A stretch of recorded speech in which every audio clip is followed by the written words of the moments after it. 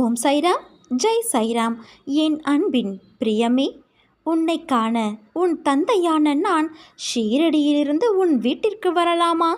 நீ என்னை ஏற்றுக்கொள்வாயா? இன்ப நிலை நீங்கி துன்பச் சுமையை சுமக்கின்றாயே, அனுபவிக்க இன்னும் என்ன இருக்கிறது என்ற அளவில் துன்பத்தின் எல்லை வரை சென்றுவிட்டு வெறுமையாய் நின்று என் முகத்தை உற்று பார்க்கும் உன்னை நான் கண்டு கொள்ளவில்லை என்று நினைக்காதே. உன்னை அன்போடுதான் நான் கவனித்து கொண்டு இருக்கிறேன். உன் இழப்புகளை திரும்பி பார்த்தால் என் மனம் கூட நடுங்கத்தான் செய்கின்றது. ஒவ்வொரு முறையும் உன்னை தைரியப்படுத்தி கொண்டு வருகிறேன் என்பதை நினைவுபடுத்திக்கொள். இன்னும் நீ கடந்து போக வேண்டிய தூரம் கொஞ்சம் இருக்கிறது. அதுவரை எல்லையற்ற பொறுமையோடு தீவிர நம்பிக்கையோடு உன் சுமையின் கனம் தெரியாமல் இருப்பதற்காக என் நாமத்தை உச்சரித்தபடி இரு. என் சத்தத்தை உணர்வுள்ள நீ கவனித்து கேட்டு அதன்படி நடந்து கொள்.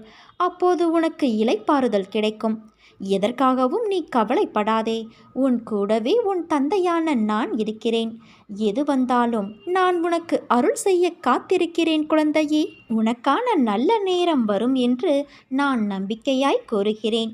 என் வார்த்தைகளின் மீது நீ நம்பிக்கை வை. வா குழந்தையே, என் அருகில் வா. என் மடியில் உட்கார். உனக்கு என்ன வேண்டும் என்பதை நீ சொல்லித்தான் உன் தந்தையான நான் தெரிந்து கொள்ள வேண்டுமா? உனக்கு ஆசிர்வதிக்கப்பட்டதை தராமல் நான் எங்கு போகப் போகிறேன்? மனதை அமைதியாக வைத்துக்கொள். எந்தவிதமான சூறாவளியையும் அதற்குள் நீ அனுமதிக்காதே. இந்த நிலை வெகு விரைவில் மாறி உனக்கு வெற்றி கிட்டும். நான் கூறியது எதுவும் இதுவரை உன் வாழ்வில் நடக்காமல் இருந்துள்ளதா?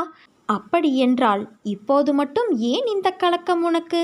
நான் இல்லாமல் நீ எப்படி தனித்து ஒரு நொடியும் இருக்க முடியாதோ அப்படித்தான் உன்னை பிரிந்தும் என்னால் ஒரு நொடியும் தனித்திருக்க முடியாது.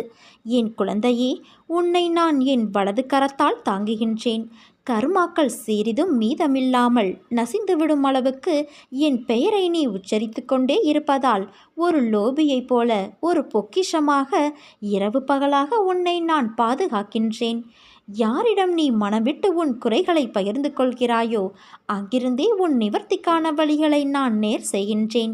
யாரை தேடி நீ போகிறாயோ அவராகவே நான் இருந்து உன்னை வரவேற்று உபசரிப்பேன். எனக்கு பிரியமானவர்கள் உனக்கு ஆசி கோருவார்கள். அந்த ஆசியை வழங்குவதும் நானே என்று அறிந்து கொள். சோதனை காலத்தில் உன்னோடு யாராவது பயணித்தால் அதுவும் நானே. வீட்டில் இருக்கும் சந்தோஷம்தான் மிக பெரியது. அந்த சந்தோஷத்தின் அடிப்படையில்தான் உன் கஷ்டம் நீங்குவதன் வேகமும் இருக்கிறது. மனதிற்குள் ஒளிந்திருக்கும் எல்லா கஷ்டங்களையும் அவற்றை அனுசரித்து நீ நடப்பதையும் பிறரது கிண்டலுக்கும் கேலிக்கும் ஆளாகி அவமானப்பட்டு நிற்பதையும் அநியாயமாக உன் உடைமைகளை பிறர் அபகரித்து கொண்டு உன்னை நடுத்தெருவில் நிற்க வைத்ததையும் இன்னும் பலர் அப்படி முயற்சிப்பதையும் நான் அறியாமலா இருக்கின்றேன்? இனி நான் பொறுக்க மாட்டேன். அந்த துஷ்டர்களை பிரம்பால் அடித்து துரத்துவேன். தப்பு செய்யாதவர்களுக்கு தண்டனையை தப்பாமல் தந்து உனக்கான நீதியை நான் சரி செய்யும் நாள் நெருங்கி கொண்டு இருக்கிறது. நீ நம்பிக்கையோடு இரு, நல்லதே நடக்கும்.